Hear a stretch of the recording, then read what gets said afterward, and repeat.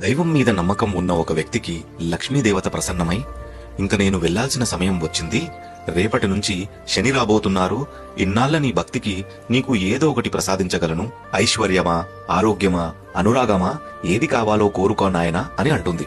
అమ్మా, నాకు ఏ కష్టం వచ్చినా తట్టుకుంటాను, కాని నా కుటుంబంలో ఒకరంటే ఒకరికి అనురాగం ఉండేలా చూడు తల్లి అని అనగా తదాస్తు అని వెళ్తుంది. మరుసటి రోజు వంటలో అత్తగారు కోడల్ని ఉప్పేయమని చెప్తే చిన్న కోడలు వెళ్లి ఉప్పు వేస్తుంది.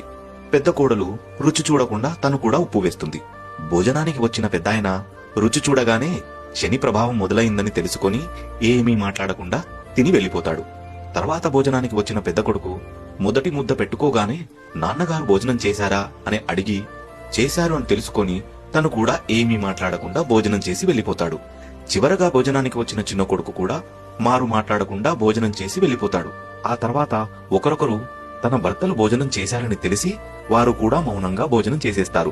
ఇదంతా చూసిన శని ఆ రాత్రి పెద్దాయన దగ్గరికి వెళ్లి, ఇంక నేను వెళ్తున్నాను, ఇంట్లో వాళ్ళందరూ కలిసి కిలో ఉప్పు తిన్నారు, కానీ చిన్న గొడవ కూడా అవ్వలేదు, ఇలాంటి చోట నేను ఉండలేను అని చెప్పి వెళ్లిపోతాడు. ఆ మరుసటి రోజే లక్ష్మీదేవి మళ్లీ ఇంట్లో అడుగు పెడుతుంది. నీతేంటంటే, ఏ కుటుంబంలో అయితే ప్రేమ, అనురాగం, అర్థం చేసుకునే గుణం ఉంటుందో వాళ్ళ ఇంట్లో ఎప్పుడూ అష్ట ఐశ్వర్యాలు వెలసిల్లుతూ